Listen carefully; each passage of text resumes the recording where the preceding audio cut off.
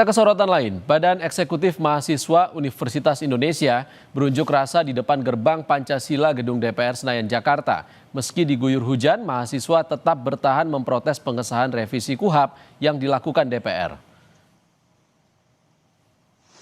Teman-teman media, lihat, karena kita saat ini kesal. Kenapa RKUHP yang... Dalam aksinya, mahasiswa sempat memblokade mobil Dirjen Kementerian yang dikawal polisi dan satu mobil dinas polisi yang melintas. Mahasiswa menyebut aksi menyetop kendaraan yang dikawal polisi ini merupakan ungkapan kekecewaan karena imbas pengesahan revisi KUHP. Massa menilai pengesahan revisi KUHP cacat prosedur dan berpotensi membuat aparat semakin sewenang-wenang.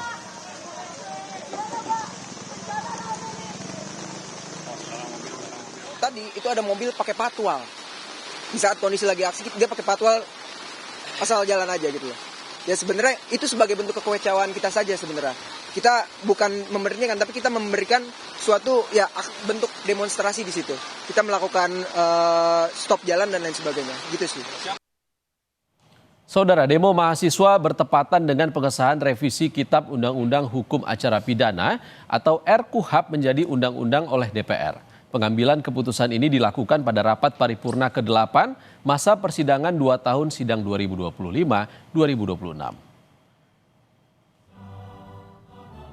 Pengesahan KUHP dilaksanakan di ruang paripurna DPR Senayan, Jakarta dengan dihadiri 242 anggota.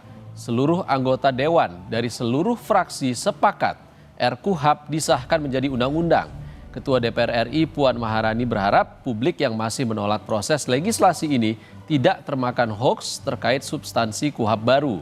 Dalam rapat, Ketua Komisi 3 DPR RI Habibur Rahman juga menyebut KUHP yang baru sangat progresif dibanding KUHP yang lama. Apakah dapat disetujui untuk disahkan menjadi undang-undang? Setuju. Terima kasih.